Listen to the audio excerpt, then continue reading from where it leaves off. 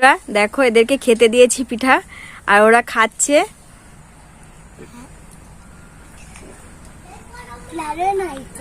বন্ধুরা এই সবজি পিঠাটা তৈরি করতে আমি কি কি ব্যবহার করেছি আর কি কি উপকরণ নিয়েছি সবটাই তোমাদের সাথে শেয়ার করব।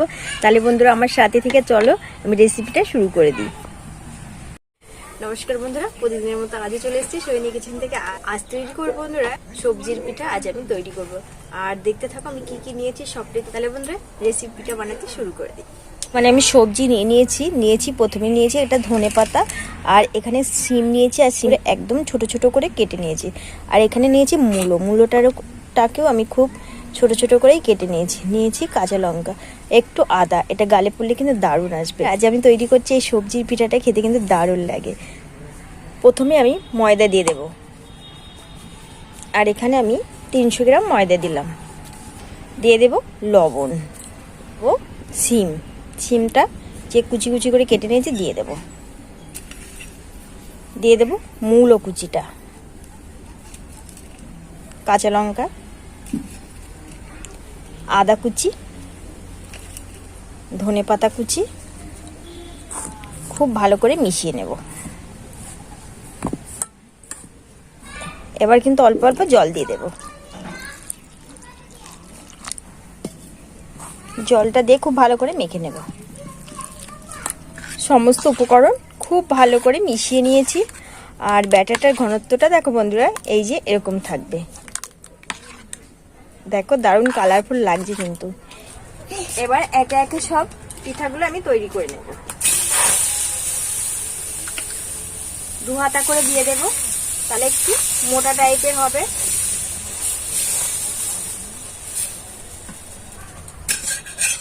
একটু উল্টে দেব। এই দেখো বন্ধুরা একটা একদম রেডি হয়ে গেছে, আর বাকিগুলো কিন্তু এইভাবে করেই আমি তৈরি করে নেব। দারুণ লাগছে বন্ধুরা। ঢাকনাটাকে এবার আমি তুলে নিচ্ছি। আর দেখো কত সুন্দর একদম সিদ্ধ কিন্তু হয়ে গেছে। ভেতরের সবজিগুলো খুব সুন্দরভাবে সিদ্ধ হয়ে গেছে, আর দেখতেও কিন্তু দারুণ লাগছে বন্ধুরা। এই দেখো, আর কত সহজে কিন্তু এই দেখো উঠে যাচ্ছে।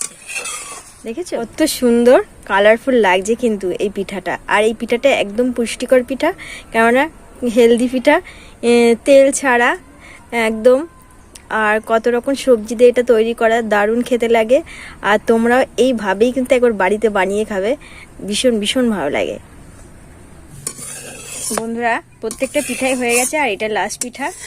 আর দেখো কত সুন্দর লাগছে। আর যারা এখনো পর্যন্ত এই পিঠাটা এখনো খাওনি, অবশ্যই চটজলদি বাড়িতে বানিয়ে খাও, খেতে কিন্তু দারুণ লাগে বন্ধুরা। আর আমার সব পিঠাগুলো কিন্তু একে একে আমি সব তৈরি করে নিয়েছি। পিঠাগুলো এদিকে আমি সব পিঠাগুলো কিন্তু একদম একে একে তৈরি করে নিয়েছি। আর দেখো এগুলো কিন্তু ওপর দিয়ে একটু ছেঁকে নিয়েছি। এই দেখো দারুণ। এইভাবে একবার বাড়িতে বানিয়ে খাবে বন্ধুরা, দারুণ লাগে, ভীষণ টেস্টি লাগে।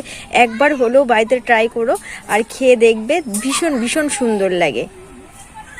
কিন্তু তোমরা যে কোনো তরকারির সঙ্গে খেতে পারো। এখানে আমি সোয়াবিন আলুর তরকারিটা নিয়েছি, আর তোমরা চাইলে আলুর দম, মাংস, যে কোনো তরকারির সঙ্গে এই পিঠাটা কিন্তু দারুণ যাবে। এত সুন্দর খেতে লাগে, অবশ্যই একবার বাড়িতে বানিয়ে খাবে বন্ধুরা। আর এই পিঠাটা খেতে দারুণ লাগে। আর কতটা নরম, এই দেখো কতটা নরম আর সফট। আর বাচ্চারা থেকে বড় সবার কিন্তু এই পিঠাটা খেতে ভীষণ ভীষণ ভালো লাগে। একবার হলেই বাড়িতে তৈরি করে খাবে বন্ধুরা। দেখো এদেরকে খেতে দিয়েছি পিঠা, আর ওরা খাচ্ছে।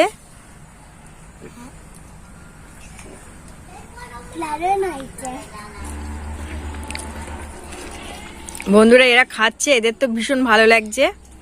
আর তোমরাও এইভাবে বানিয়ে খাবে, দারুণ লাগে। বাচ্চা থেকে বড় সবার কিন্তু খেতে ভীষণ ভীষণ ভালো লাগে। আরে বন্ধুরা আজ এখানেই রাখছি, দেখাবো অন্য একটা রেসিপির সঙ্গে।